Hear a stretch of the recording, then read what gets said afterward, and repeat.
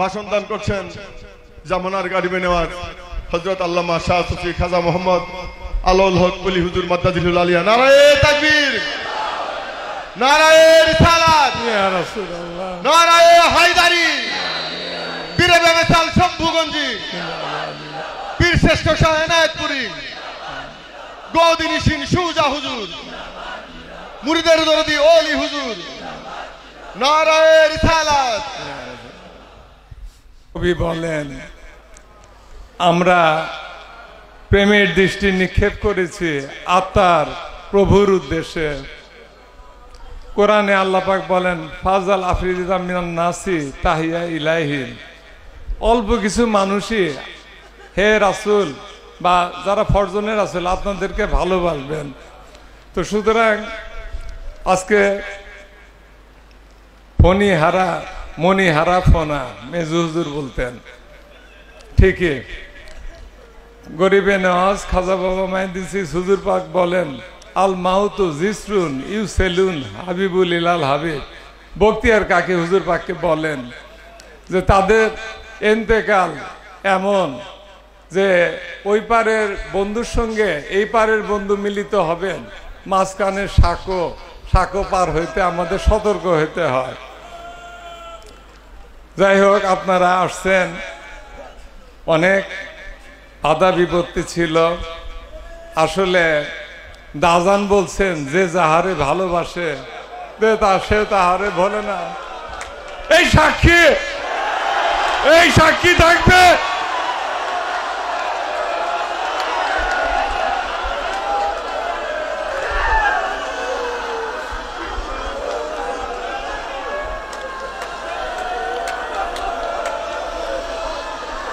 আপনারা যাদের বয়স্ক তারা জানেন, 94 ওরস শরীফে খাজা বাবা সম্মুখে বলেন, আমি মঞ্চে হতভাগা ছিলাম, ওইদিকে মঞ্চ ছিল।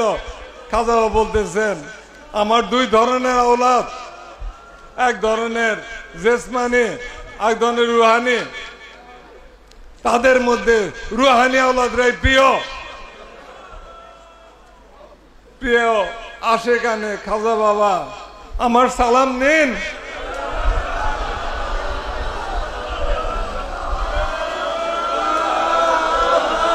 আসসালামু আলাইকুম।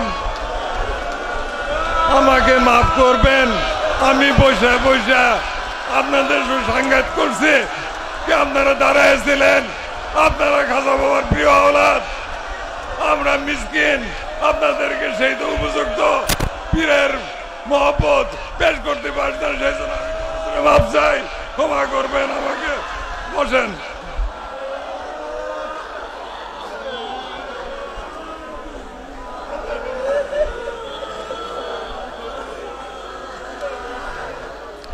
দাজান কোন এক ওরস মাহফিলে খাজা বাবাকে পাশে নিয়ে ইঙ্গিত করে বলেন, বাবা সকল শুনিয়া রাখুন, তরিকত জগতের ইমাম সাহেব তশরিফ রাখছেন, তার আস্তানা হবে নদীর পূর্ব পারে, বাড়ির রং লাল।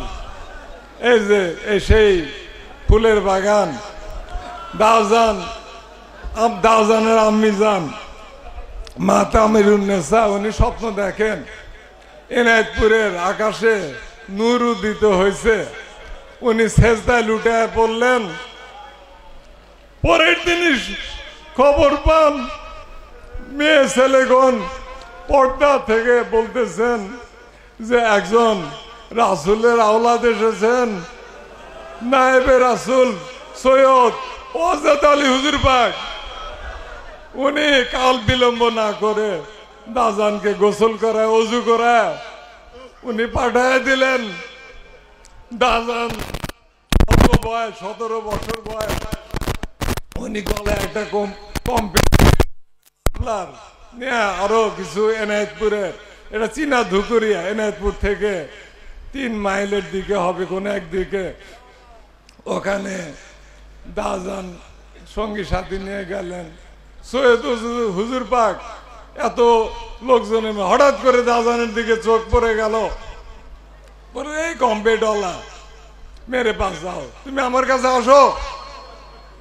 आप इरादा तुम्हारी इच्छा की जानता जान बोले जन्नत वो तो औरत के लिए मर्द का मकसूद खुदा होता है मैं तेरा अल्लाह को पर्यंत पहुंचा दिए है तो এই ঘটনার পরে দাজান ছুটলেন তরিকা নিলেন নিয়ে দাজান বললেন যে আমার সুলতানুল আসকার এটা দ্বিতীয় দায়রা যারা দায়রা ওজিফা করেন দ্বিতীয় দায়রার ইউসাব্বিহু লিল্লাহি মাহফিস সামাওয়াতি ওয়া মাহফিল আরদিল মালিকিল কুদ্দুসুল আজিজুল হাকিম এই মোরাকাবা করতে সুলতানুল আসকারের আসমান জমিনের মধ্যে যা কিছু আছে মহান আল্লাহ পাকের তসবিতে তারা রত সার্বক্ষণিক তসবিতের অর্থ আল্লাহ জিনা হুম আল্লাহ সলাতহিম দায়মন যেমন তারা সর্বক্ষণ আল্লাহর জিকিরে দায়মি সালাতে নিয়োজিত থাকে তো সেই মাকামে দাজান কোনা এই 17 দিনে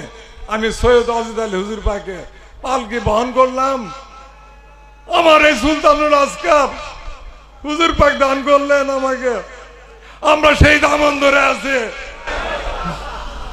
আমাদের সেই দামন তো যাই হোক আব্বাজান আসছিলেন এই মিসকিনদের আমাদেরকে দুনিয়া আখেরাতে শিক্ষা দিতে তাদেরকে এলেম দেওয়া হয়েছে এলমে লেসানি এলমে কালবি সেটাই কালবের বিদ্যায় উত্তম তো দাজান আব্বাজান আমি ছাত্র জীবন তরিকার তেমন কিছু বুঝি না তবে তরিকাকে ভালোবাসি আমার ছোট মেয়েও এই যে গদিন হুজুরের আমাদের বংশের সবচেয়ে ছোট আওলাদ গদিন হুজুরের ছেলে সে বলে যে না আমাদেরকে সাহায্য করবেন আল্লাহ পাক